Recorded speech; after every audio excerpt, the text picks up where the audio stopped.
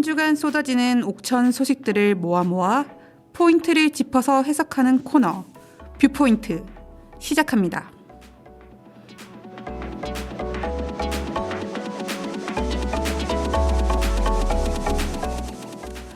안녕하세요. 저는 옥천신문 이한경 기자고요.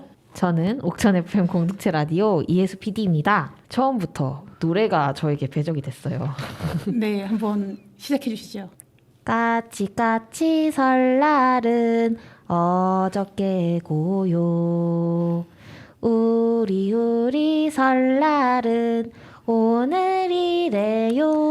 아, 역시 저희 선택은 옳았습니다. 제가 하는 것보다 훨씬 낫죠. 네, 꾀꼬리 소리를 들어본 적도 없는데 정말 꾀꼬리 같은 목소리로 오프닝을 꾸며보았습니다. 좋네요.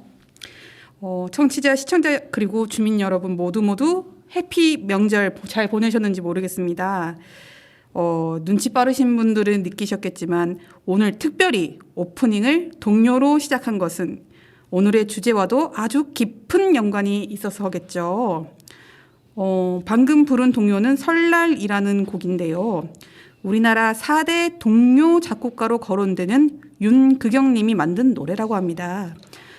윤극영님은 우리나라 최초 어린이 운동단체 색동의 멤버였다고 해요. 동요, 어린이 운동, 그리고 윤극영. 점점 힌트가 나오죠. 오늘의 주제와 관련된.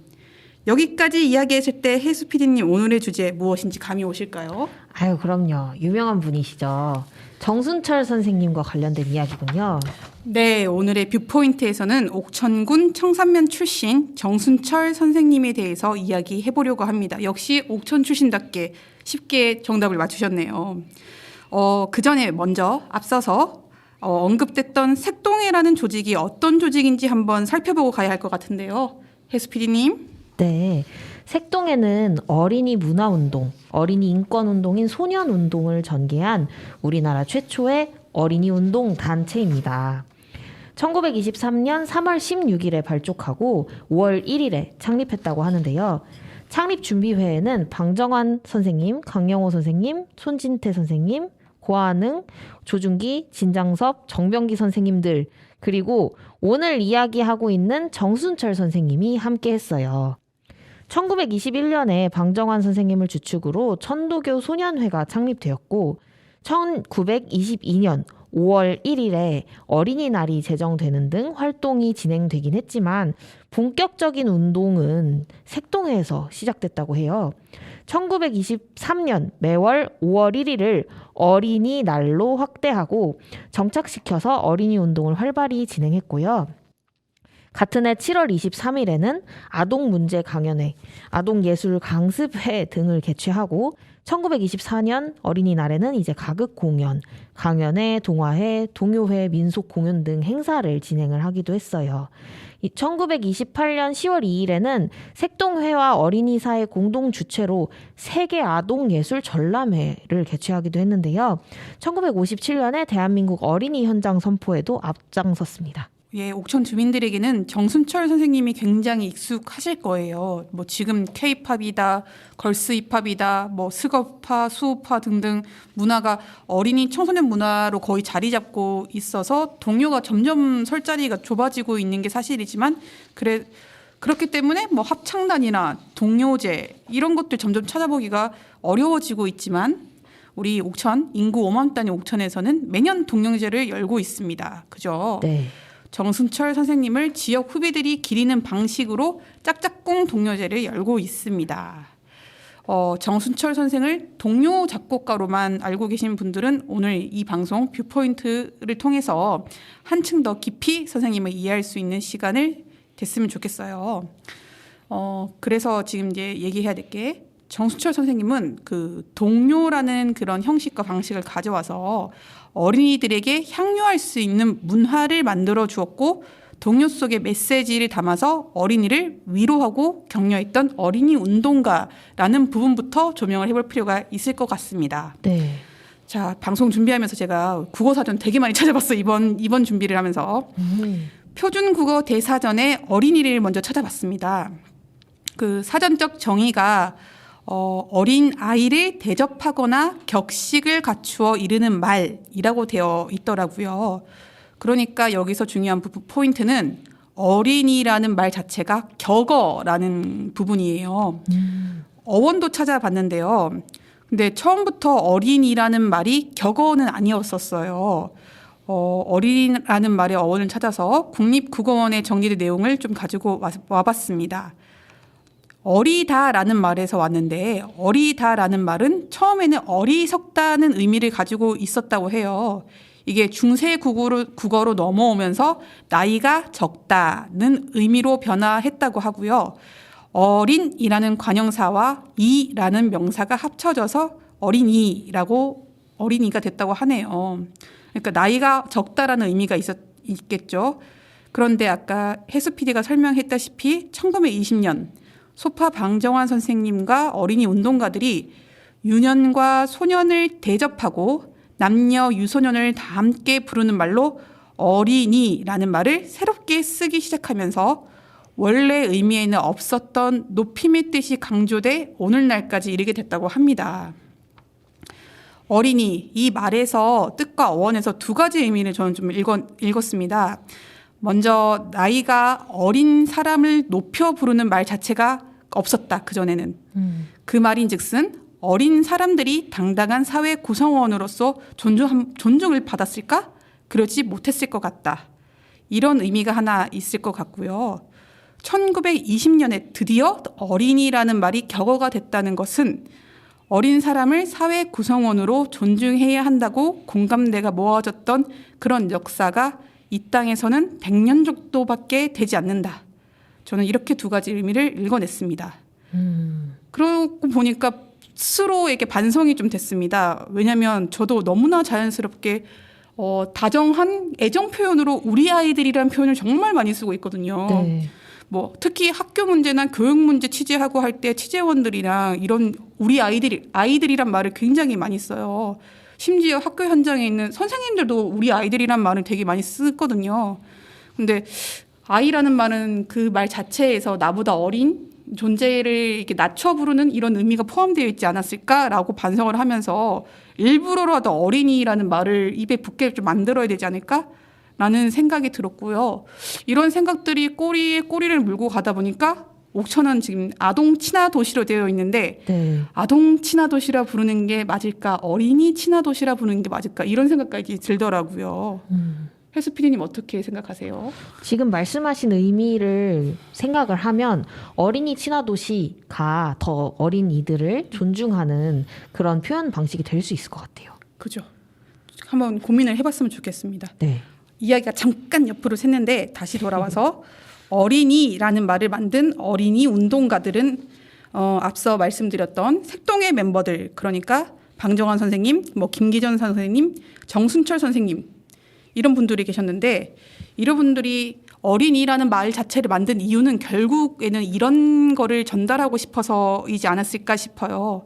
있는 그대로 가지고 오면은 그 선생님들이 어린이 운동하셨을 당시의 구호들을 가지고 왔어요.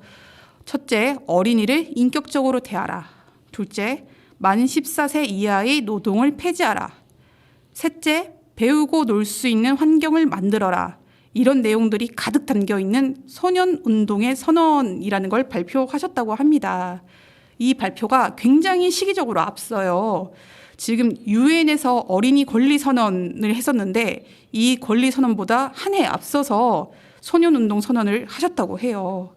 그리고 아까 혜수 PD가 먼저 말했는데 1923년에는 드디어 어린이날을 선포합니다. 5월 1일이 최초에는 1일이었다고 하고요. 어린이날 행사가 커져서 하루가 아니라 막 사흘씩 이렇게 진행이 됐다고 해요. 와, 어린이날 사흘이면은 3일 동안 논다는 건데.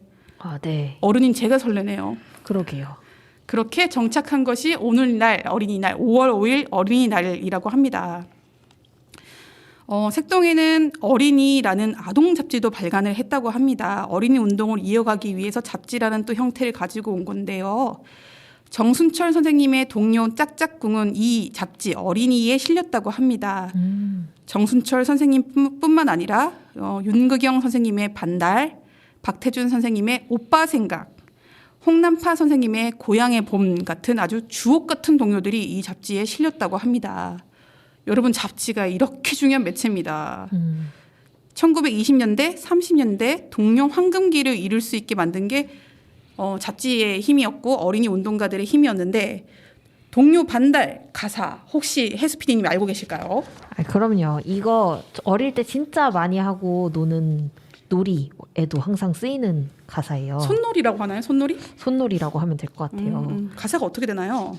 푸른 하늘 은하수 하얀 쪽벤 개수나무 한 나무 토끼 한 마리 돛대도 아니 달고 삿대도 없이 가기도 잘도 간다 서쪽 나라로 은하수를 건너서 구름나라로 구름나라 지나선 어디로 가나 멀리서 반짝반짝 빛이 있는 건 샛별이 등대란다 길을 찾아라. 이 가사가 어린이 운동가들이 만든 가사인데 제가 어렸을 때 놀 때는 그 가사의 의미를 잘 몰랐는데 가사에 특별한 의미가 있는 것 같아요. 지금 보면은 어떤 의미가 있는지 좀 짚어주시겠어요? 네, 우선 반달은 우리나라 최초의 동요라고 하는데요. 돛대도 아니 달고 삿대도 없이 이 가사가 나라 잃은 조선의 어린이들을 위로하는 부분이라고 하고요. 샛별이 등대란 길을 찾아라. 이 부분이 꿈과 희망의 메시지를 담았다고 해요. 그런 의미가 있군요. 그렇습니다. 오빠 생각이라는 동요도 되게 너무나 유명하죠. 네, 그렇죠. 아, 듬북 듬북 듬북 새 고마워. 노네 너무 고마워요. 아, 진짜 논에서 울고 네. 고향의 봄 말할 것도 없겠죠. 그렇죠. 뭔가요? 나의 살던 고향은 꽃피는 산골. 네, 그리고 드디어 등장합니다. 정수철 선생님의 짝짝꿍. 네. 엄마 앞에서 짝짝꿍, 아빠 앞에서 짝짝꿍. 아마 제가 이렇게 해수 PD가 안 불러도 지금 이 라디오를 듣는 전 국민이 흥얼거릴 수 있는 그런 초메가 히트곡이 쏟아졌다고 봐야겠어요. 그럼요. 너무 고마워요. 불러줘서. 네. 내가 대본 쓰고도 나 네. 되게 어색했어 방금 전에. 떨리는 눈빛 봤죠? 네, 눈빛이 떨리시더라고요. 네, 그렇습니다. 제가 웬만하면 잘 안 떠는데 떨렸습니다. 네, 앞서 색동이가 어린이날을 만들었다고 했는데 그 시점이 1923년이라고 해요. 설명드렸거든요, 아까 전에. 근데 올해가 2022년입니다. 딱 100주년 되는 해거든요. 네. 옥천군이 이걸 놓치지 않고 어린이날 100주년을 기념해 정순철 선생님의 위상을 재정립하겠다고 나섰습니다.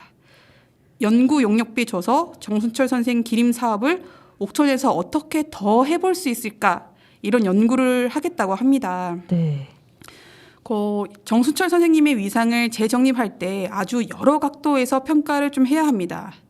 해수 PD님, 옥천의 역사적 인물 굉장히 많다고 하는데 우리 전국구로 이름을 떨친 분들 누구 지금 떠오르실까요? 일단 송건호 선생님 네. 이런 먼저 말씀을 드리고 네. 네. 그리고 이제 사실 옥천 하면 이분이 제일 좀 유명하긴 하죠. 정지용 선생님이 먼저 떠오르긴 합니다. 인물들 가지고 콘텐츠를 만들어서 간 대표적인 방금 전에 설명드렸던 옥천에서는 지용제가 있죠.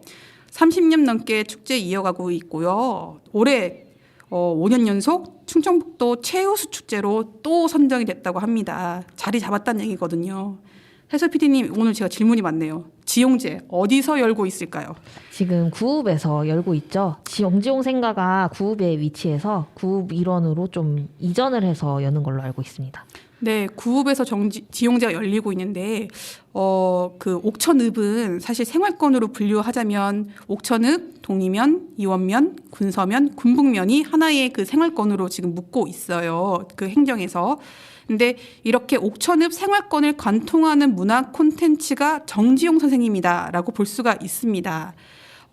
지용제 축제 주관 단체인 옥천문화원이 과감하게 정지용 생가 문학관 있는 구읍으로 지용제 축제 장소를 옮겼고요. 왜 옮겼느냐? 그냥 단순히 구읍에서 열려고 하는 게 아니라 축제장을 축제장 안에서 가둬놓지 않고 구읍 골목 구석으로 확장을 해서 구읍 전체를 조명하려는 시도를 했습니다. 왜냐하면 구읍에는 정지용이라는 콘텐츠만 있는 게 아니거든요. 옥주 사마소, 옥천 향교 이런 문화 유산들과도 만날 수 있는 그 길을 축제로 열어보겠다라고 했고 성공 가도를 달리고 있죠. 그렇다면 정순철 선생님을 킬러 콘텐츠로 어떤 공간을 재조명할 수 있느냐라고 했을 때 이번에는 청산면이라는 곳을 조명할 수 있습니다. 정순철 선생님이 청산면 교평리 출신이기 때문이거든요. 네. 청산에 가면 정순철 선생님의 그 생가터가 아직 남아 있고요. 정순철 선생 기림 사업을 하다 보면은 청산에 남아 있는 동학운동, 독립운동 이런 부분들이랑 만날 수가 있게 됩니다. 정지용 선생님을 통해서 구읍 전체를 조명했듯이 정순철 선생님을 통해서 동학과 독립운동까지 만날 수 있는 건데요. 정순철 선생님과 동학은 때려야 뗄 수 없는 관계성이 있습니다. 정순철 선생님은 동학 2대 교주 최시영 선생님의 외손주이세요. 네. 그리고 3대 교주인 손병희 선생님이 직접 사사를 받았다고 하시고요. 근데 최시영 선생님이 하셨던 말씀 중에 이런 말이 직접적으로 남아 있어요. 최시영 선생님은 어린이를 때리지 말라라고 직접 언급했던 게 지금 전해지고 있다고 하는데요. 그 영향이니까요. 천도 교리에도 어린이와 관련된 부분이 굉장히 많습니다. 천도 교리에 어린이를 때리지 말라. 이것은 하눌림을 치는 것이다. 이런 부분이 있다고 하는데 정순철 선생님이 어린이 운동을 할 수밖에 없는 그런 성장 배경이 있었고 당연히 정순철 선생님을 기림 사업을 하면은 자연스럽게 동학과 만날 수밖에 없겠죠. 그렇죠. 그리고 청산에는 동학과 관련된 직접적인 유적지가 남아 있습니다. 너무나 유명한 문바위골이 남아 있는데 문바위골 해수 PD님 어떤 곳인가요? 네, 문바위골은 이제 소위 제2차 기포령으로 알려진 1894년 9월 18일에 있었던 전국 동학교도의 총동원령 기포령이 내려진 곳입니다. 그리고 동학군이 최후의 전투를 할 때 거쳐간 장소이기도 한데요. 동학학회가 발간하는 동학학보라는 학술지가 있더라고요.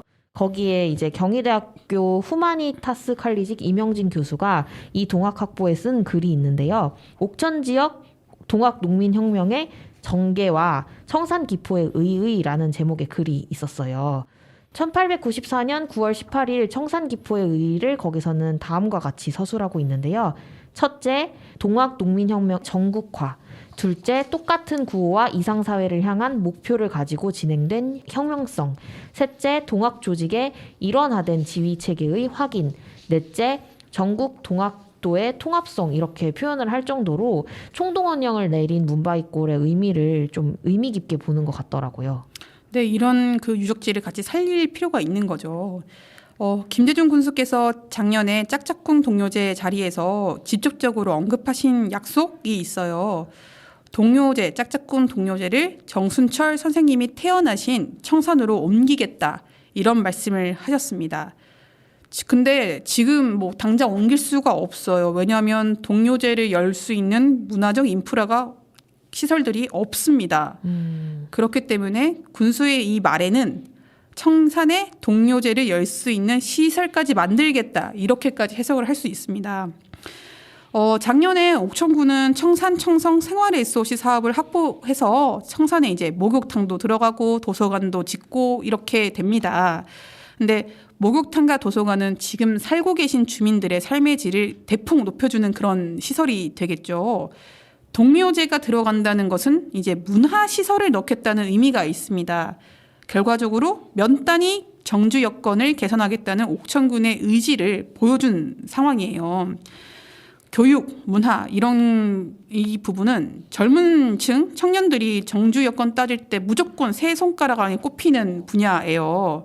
근데 이 부분을 어떻게 면 단위에서 발전시키냐 이 과제를 옥천군은 문화 부분 정순철 이런 킬러 콘텐츠로 만들겠다 이런 생각을 가지고 있는 거고요. 결과적으로 옥천읍 생활권이 정지용이 있다면 청산면 생활권에는 정순철이 있다 이렇게 가고 싶다 이렇게 가려고 하는 움직임을 볼 수 있습니다. 사실 면 단위 포기하지 않고 생활권 만들겠다는 옥천군 의지는 굉장히 환영할 만합니다. 왜냐 정부는 메가시티만 지금 얘기하고 있기 때문에 네. 청산면, 청성면 주민 모두 반기고 있어요. 더군다나 이 청산면은 또 어떤 공간적으로 의미가 있느냐?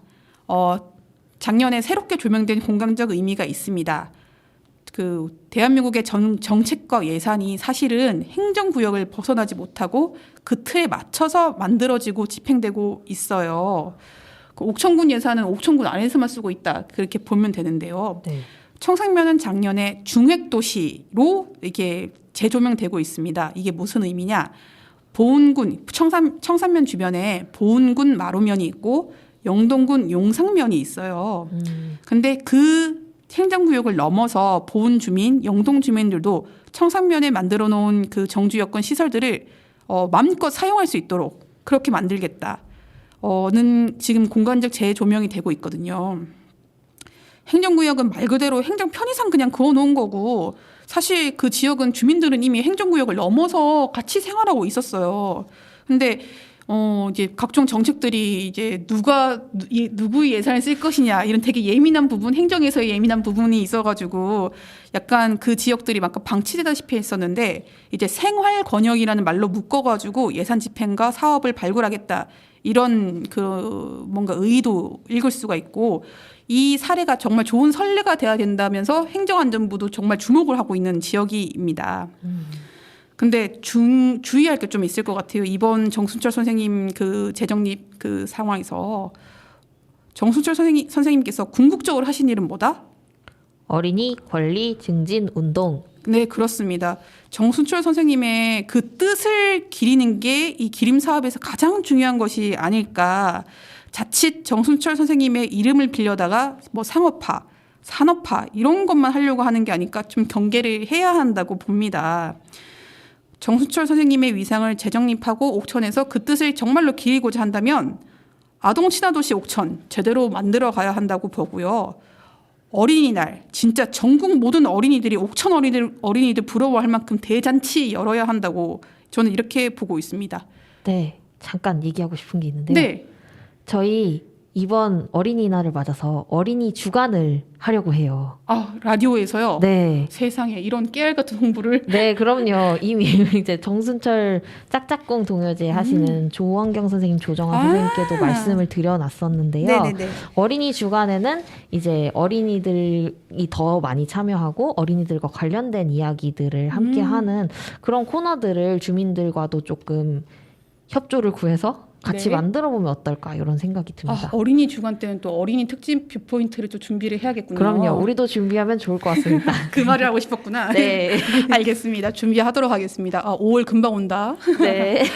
사진자를 몇 개 보고 가겠습니다. 우리 보이는 라디오로 보시는 분들은 보실 수 있는데요. 지금 보시는 사진은 정순철 평전입니다. 2008년 정순철 기념사업회가 옥천에 만들어졌었는데요. 기념사업회가 대대적으로 한 일이 평전을 집필하는 일이었다고 해요. 이 방송 듣고 계시면 되게 뿌듯해하실 건데 김숙윤 전 문화원장님이 정순철 기념사업회 초대 회장이셨다고 해요. 이것과 관련돼서 하실 말씀 진짜 많으시다고 하니까 어린이 주간 때 초대를 하시든 한번 초대를 해보시면 좋을 것 같습니다. 네. 자, 이 평전을 집필한 이가 있었으니 누군지 혹시 아실까요? 도종환 장관님 맞으신가요? 전 장관님? 네, 도종환 장관님 지금 이제 국회의원으로 지금 활동하고 계시죠. 네. 짝짝꿍, 우리 정수철 선생님의 짝짝꿍이나 졸업식 노래 이거 그때 당시에도 너무나 국민 동요였는데 이 국민 동요를 정수철 선생님이 만들었다 이렇게 세상에 알리고 조명한 것이 도종환 전 장관님이라고 해요. 그 시점이 2006년이었다고 해요. 얼마 안 됐어요, 조명한 지가. 근데 도 장관님께서 직접 책 편전 작업도 하셨다고 하고요. 여기 이 책 안에 너무 멋진 말들이 있어서 그대로 읽어드리고 싶어서 가지고 왔습니다. 혜수 PD님. 네. 정순철은 가보농민 전쟁으로 인해 세상에 태어나게 되었고 한일 병합과 3.1 운동과 식민지 근대화와 해방의 역사를 살다가 6.25 전쟁으로 인해 생애를 마친 인물입니다. 나라의 멸망이라는 아픔과 근대적 변화하는 시대적 요구 사이에서 무슨 일을 해야 할 것인가를 진지하게 고민하였으며 그 속에서 어린이 문화운동에 이 나라의 미래가 있다는 화두를 붙잡고 격변의 역사를 헤쳐나간 선구적인 인물입니다. 너무 멋있는 말이죠. 네. 지금 이제 보시는 사진은 청상면 항곡리 문바위골에서 진원제를 열고 있는 모습입니다. 동학령을 기리는 진원제고요. 또 다른 사진은 짝짝꿍 동요제 모습의 한 컷을 가지고 왔는데요. 정순철 합창단 그 어린이 주간 때 모시겠네요. 네, 어린 주간 때 이제 또 모셔야죠. 네, 알겠습니다. 자, 이쯤에서 노래 한 곡 듣고 오겠습니다. 당연히 들어야죠. 그 곡. 정수철 선생님의 짝짝꿍, 홍나파 선생님의 고향의 봄 두 곡 듣고 오겠습니다.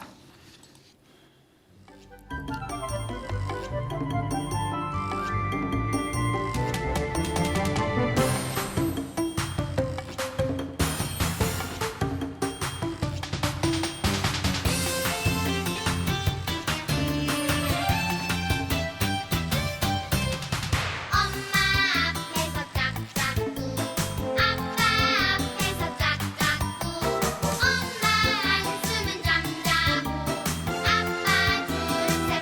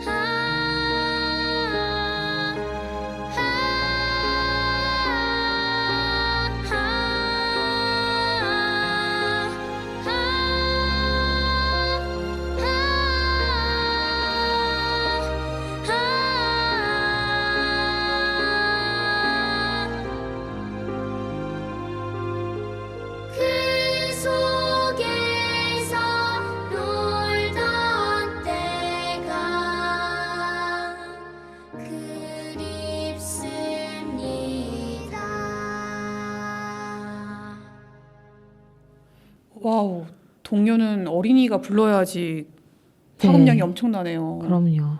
저희 원래 혜수 PD랑 저랑 노래 나올 때 잡담 진짜 많이 하는데 지금 동요 들을 때는 잡담을 거의 안 했어요. 아유, 네, 헤드셋도 잘 끼고. 맞아. 양쪽 귀에 다 끼고 이렇게 하고 있었어요. 그 속에서 놀던 때가 그립습니다. 정말 그립게 하는 목소리인 것 같아요. 사실 잡담을 좀 하자면 요즘 어린이라는 그 의미가 담긴 것과 전혀 별개로 어른이라는 지금 그 어떤 뭐 밈이 있잖아요. 네.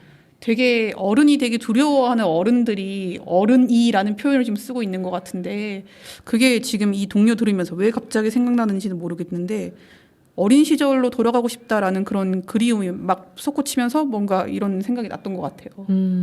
두 번째 소식 넘어가야 되는데 큰일 났습니다. 아, 두 번째 소식 너무 마음 아픈 소식인데요. 화가 나고 무겁고. 방금 전에 저희가 우리 정수철 선생님 짝짝꿍 들으면서 우리 엄마가 웃는다, 우리 아빠가 웃는다 이런 가사가 나오면서 정말로 아이들이 깨르르 하는 목소리로 부르니까 화목한 가정들이 이게 머리를 스치고 지나갔는데 제가 왜 이렇게 주제를 가지고 왔을까요? 조금 무거운 이야기가 될 것 같은데 가명을 써야 됩니다. 그래서 제가 가명을 어떻게 쓸까 하다가 혹시나 이름 같은 분이 있을 수 있을까 싶어서 전혀 새로운 이름을 창조해 왔습니다. 가나다 씨라고 할게요. 네. 남편의 폭력에 노출된 삶을 산 가나다 씨가 폭력에서 벗어나 보고자 결혼 생활 17년 만에 이혼 소송과 아동복지법 위반 재판을 진행한 사건을 옥천신문에서 취재를 하게 됐고 이 소식을 좀 가지고 와봤습니다.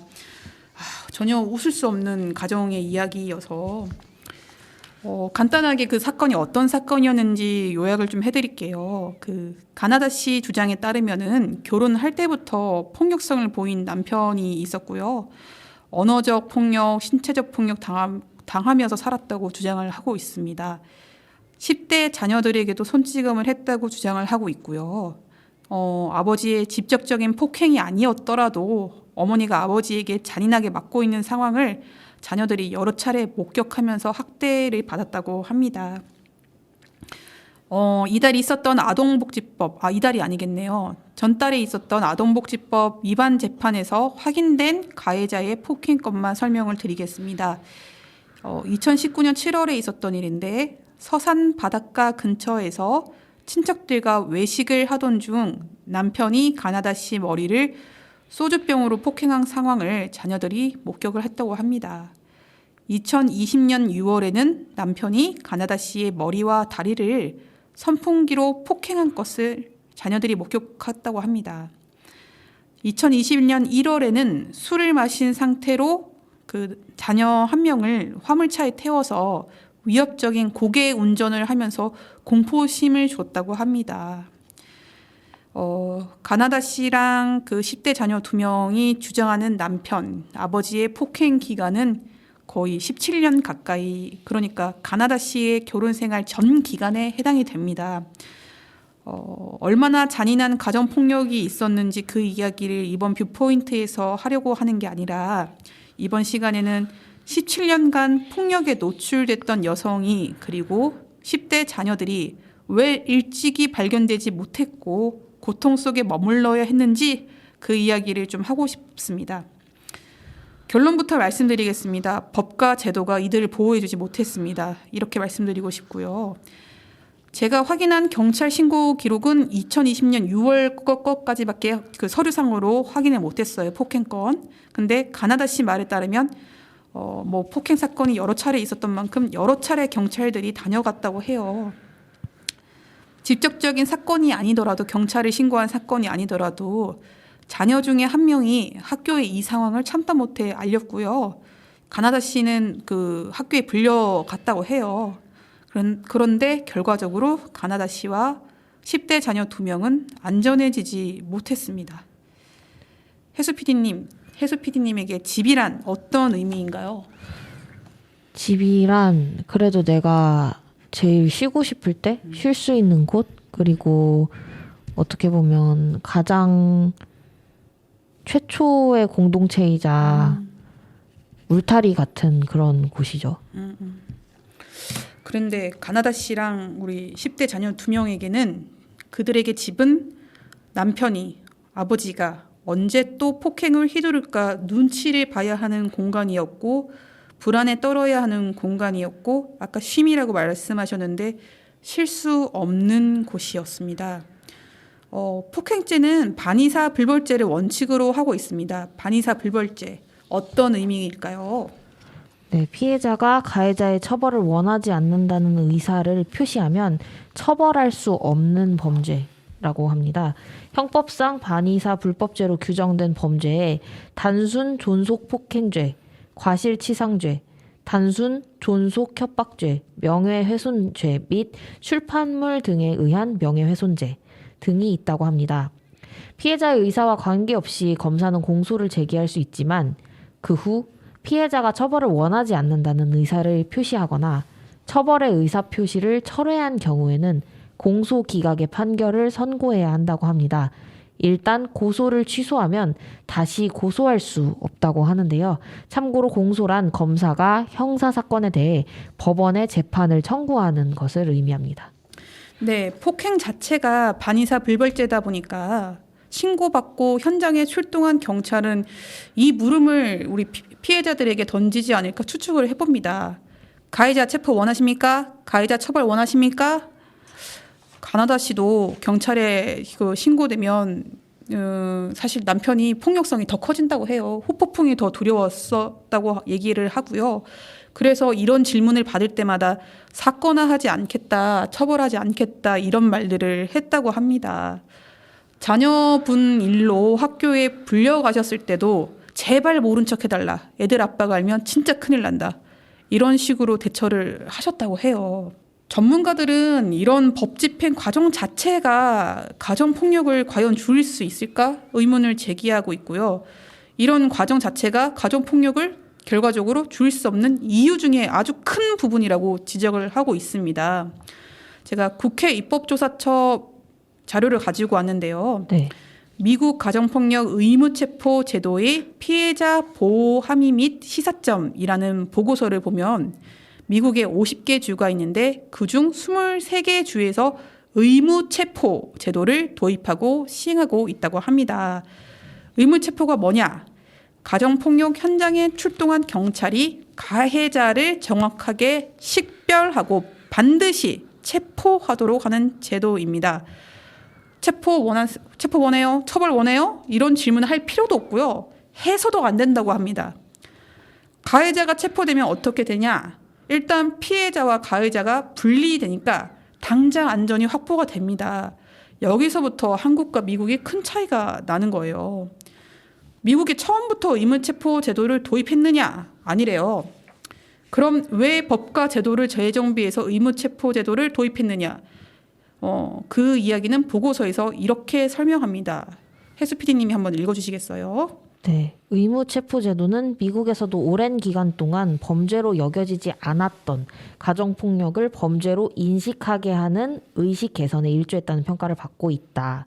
또한 가정폭력 피해자 보호 및 지원 제도의 효과성을 담보하는 데 있어 가해자 제재의 필요성 및 중요성도 강조되고 있다. 네, 이 말이 어떤 의미냐? 가정폭력을 그동안 우리 사회는 정확하게 범죄로 인식을 잘 안 했다는 그런 말이에요. 가족이라는 친밀성이라는 특수성을 고려를 해서 엄중하게 그 죄를 안 물었던 거죠. 제재 조치도 안 했던 거죠. 친밀성이 용서를 베풀 수 있는 이유가 될까요? 오히려 더 엄격하게 처벌해야 하는 거 아닌가요?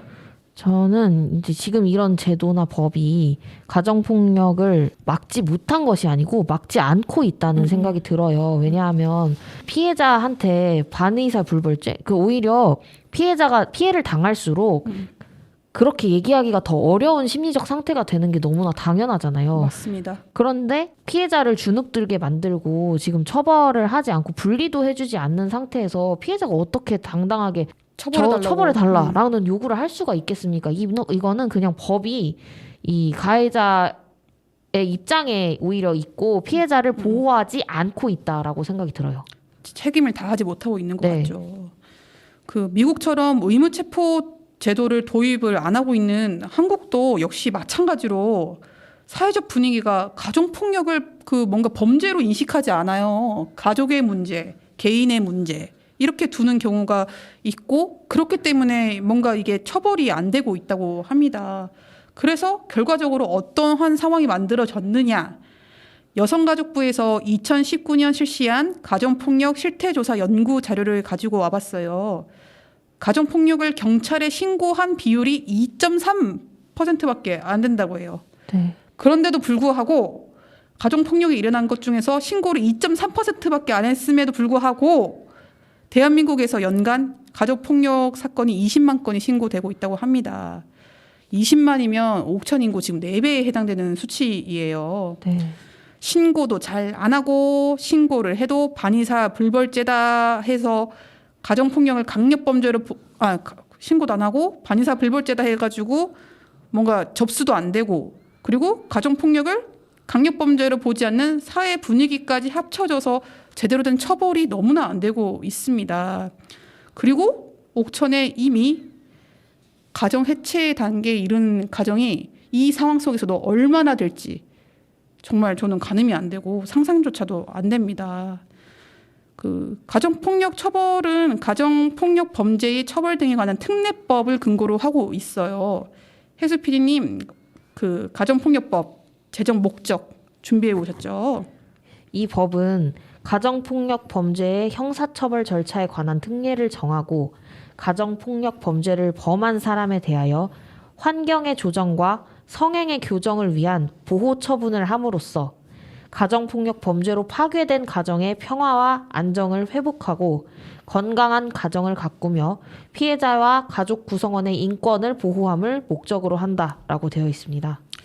제가 사실 너무 조심스러운 제 의견을 전달하는 거 아니까 좀 걱정이 되는데 전문가가 아니라서 함부로 뭔가 진단을 할 수는 없지만은 이 문제를 몇 달간 취재한 취재기자 입장에서 그리고 당장 제가 마주한 현실이 아니더라도 각종 언론 보도에 나오는 정말 파렴치한 사건들을 마주할 때면 집이라는 가장 개인적이고 그래서 다소 폐쇄적일 수밖에 없는 공간 그런 공간의 특성을 이용해서 폭력을 행하는 그런 상황을 법에서 말하는 것처럼 회복을 입에 올리는 것이 맞을까? 여기서 말하는 회복이란 대체 뭘까? 이런 감정들이 막 울컥울컥 올라오더라고요. 네. 과감하게 회복이 아니라 분리를 말해야 되는 것은 아닐까? 해체를 이야기해야 되는 것은 아닌가? 왜냐? 최소한의 안전은 확보해야 되기 때문에 분리와 해체를 논하지 않고 어떻게 이 가정폭력에서 안전을 감히 입에 담을 수 있을까? 제가 전문가가 아니라서 좀 뭔가 자신 있게 뭔가 얘기를 하기 좀 어렵지만은 그럼에도 그리고 제가 이 사건이 너무 감정적으로 동요가 되어 있나라는 약간 그런 생각도 들지만은 어쨌거나 이 사건을 쭉 지켜본 취재 기자로서 자가 진단을 하면 지금 제 생각은 그렇습니다.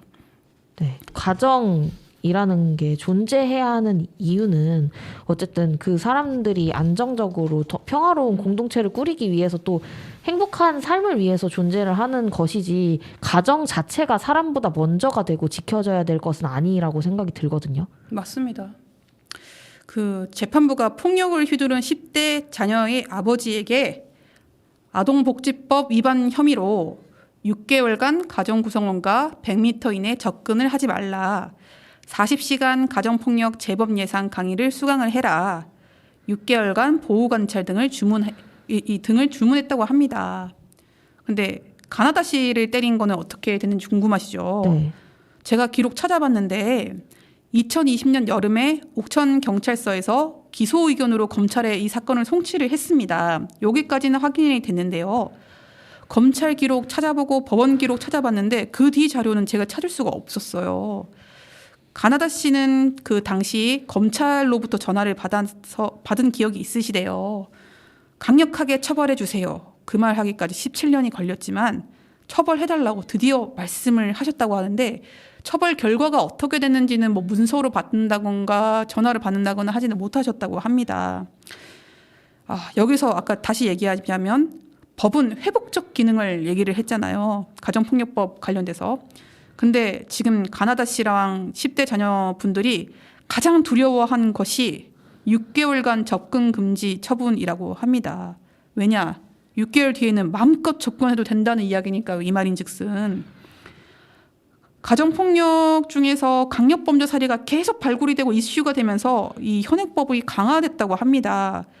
그래서 최장 3년까지 가해자를 적금 금지시킬 수 있다고 해요. 그리고 이 제도를 피해자들은 이렇게 이야기하고 있습니다. 3년 뒤에는요. 3년 뒤에 저는 어떻게 해요? 물론 적금 금지 명령이 피해자들을 안전을 100% 보장을 해주지는 못하고 있어요. 적금 금지 명령에 처해진 가해자가 보복범죄하는 사례, 우리 언론에서 심심치 않게 뉴스로 나오고 있죠. 그럼에도 불구하고 가나다 씨와 그 지금 자녀들은 이 기간 최대한 좀 늘려달라고 호소하고 있습니다. 본인 실명으로 기사를 내달래요. 우리 가나다 씨는 법만 바꿀 수 있다면은. 참고로 이 기사는 익명으로 나가긴 했습니다. 네. 아이고, 다시 돌아가서 제도적 측면을 좀 더 살펴보겠습니다. 옥천군에 여성보육팀 있어요. 여성팀 있거든요. 네. 근데 이 사례 17년 동안 폭력에 노출됐다고 주장하고 있는데 17년 동안 왜 발견이 되지 못했느냐. 저는 취재하는 내내 이 의문에 대한 해답을 찾을 수가 없었어요. 왜 적절한 사회보장 서비스가 못 들어갔는지. 근데 옥천군에서 가정폭력 피해자 지원 안 하고 있는 건 아니거든요. 제도가 있어요. 혜수 PD님 어떤 제도들이 있나요? 네, 옥천 내 위기가정 사례를 관리할 책임 주체는 옥천군과 건강가정 다문화 가족지원센터 등이 있는데요. 옥천군은 여성 가정폭력 피해자를 대상으로 가정폭력 피해자 의료비 지원, 폭력 피해 발생 시 출동 상담사를 파견하거나 임시보호소를 제공하거나 식비 및 긴급 생필품을 지원하는 여성폭력 피해자 긴급 지원 등을 실시하고 있다고 합니다.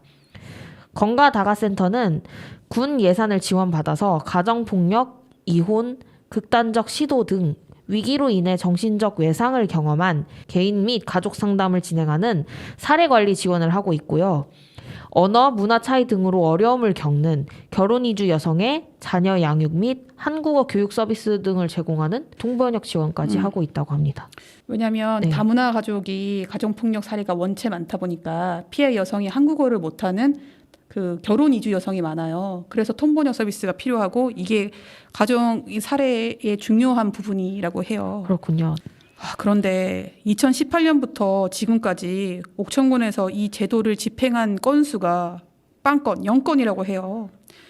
건가다가 센터에서는 매해 신규 사례 관리를 20건 정도 발굴을 하고 있는데 해체 직전까지 간 위기 가정이 아니라 해체 직전까지 안 가게끔 하는 상담, 그 정도 수준이라고 합니다.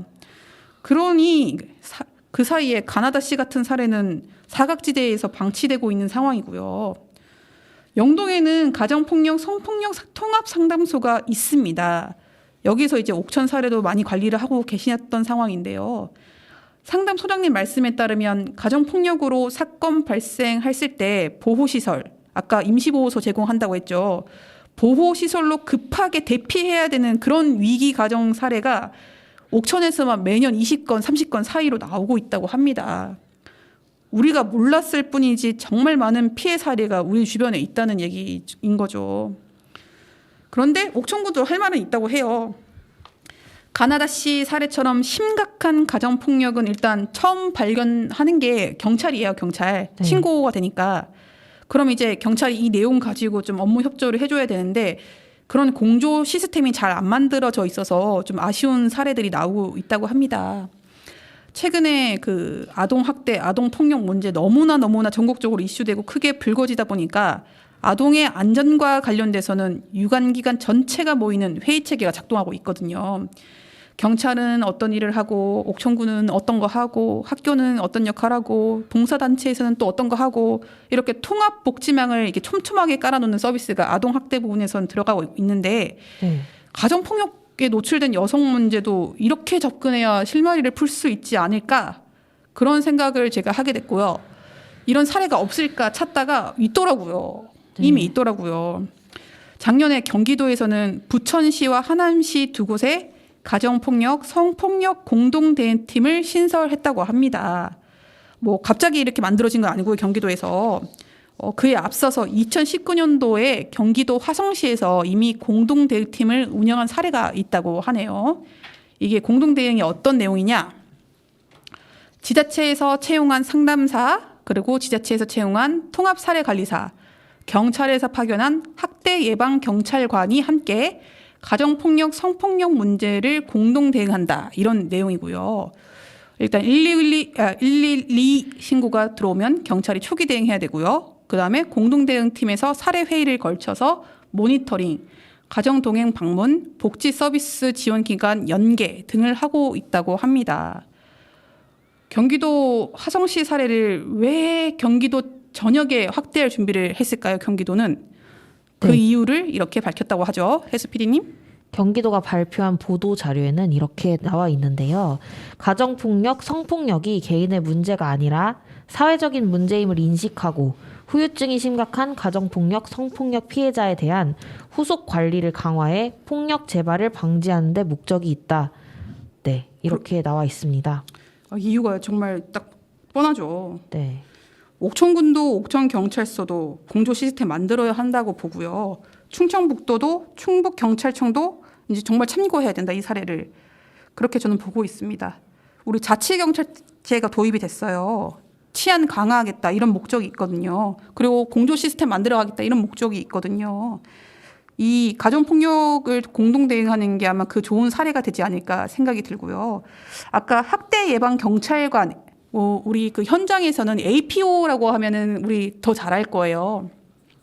학대에는 여러 가지 학대가 있는데 노인 학대도 있을 수 있고 여성에 대한 학대도 있을 수 있고 아동 청소년에 대한 학대가 있을 수 있어서 학교에 들어가는 학교 문제로 학교를 방문하는 경찰관 선생님들 그분들 다 APO이세요. 그래서 아동 학대의 APO를 가장 먼저 떠올릴 수 있는데 옥천군에서는 이걸 24시간 APO를 돌릴 수 있는 시스템이 아니래요. 인력이 부족해서.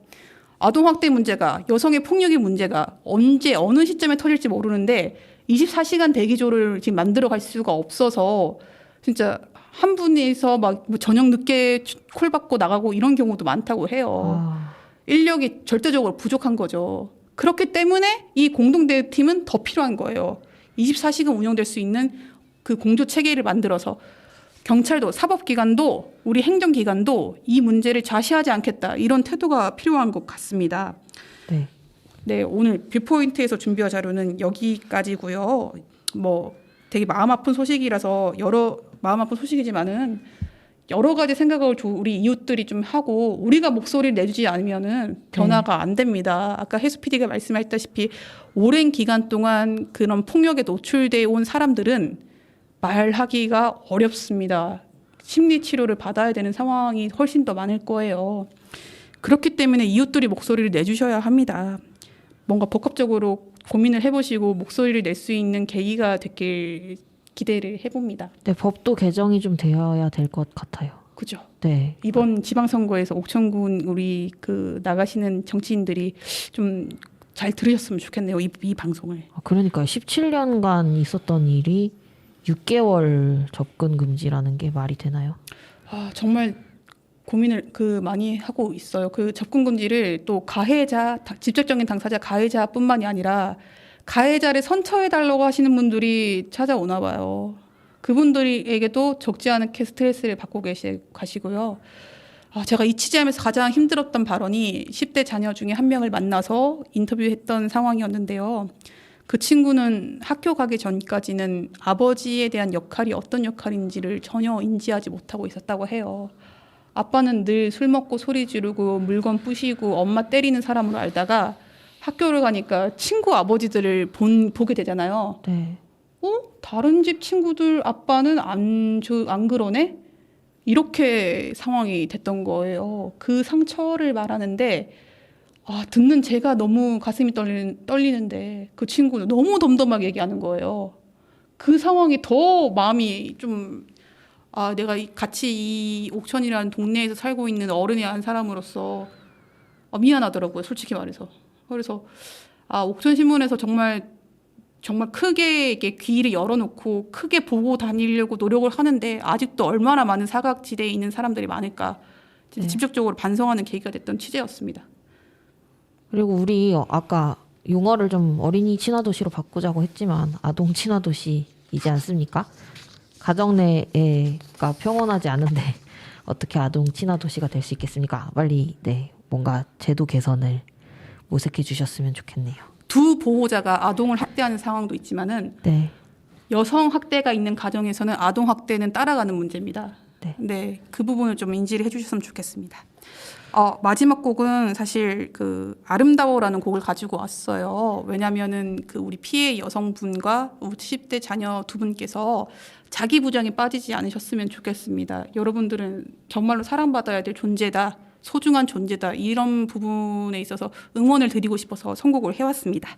여기까지 듣고 다음 시간에 뷰포인트 또 다른 이야기로 함께 하도록 하겠습니다. 샤이니의 아름다워 들으시겠습니다. 그럼 다음 시간에 또 만나요. 안녕.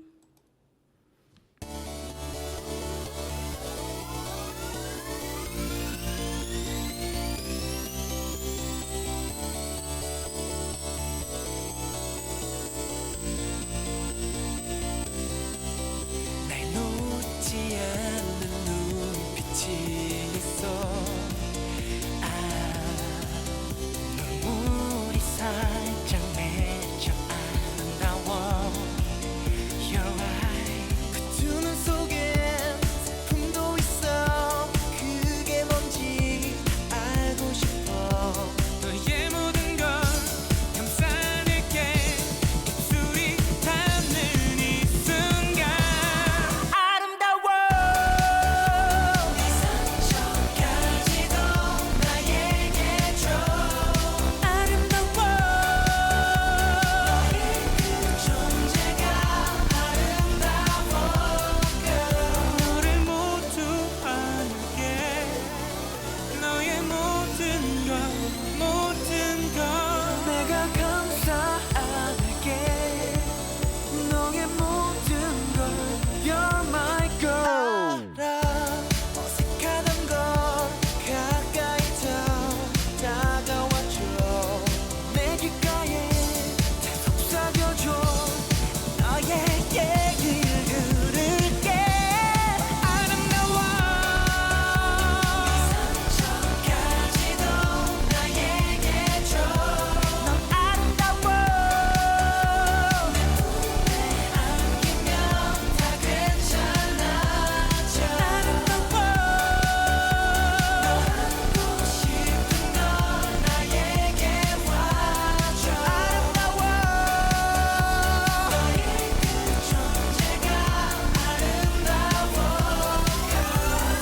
내 맘 가장자리까지 행복의 물결이 끝없이 안겨 그때 미소 마주하면 한없이 감격해 놀라운 축복해 존재만으로는 보여주기 부족해 달콤한 열망 수줍은 숨결 서로 향하던 미세한 움직임에도 넌 아름다워 Can listen to you girl 너의 모든 것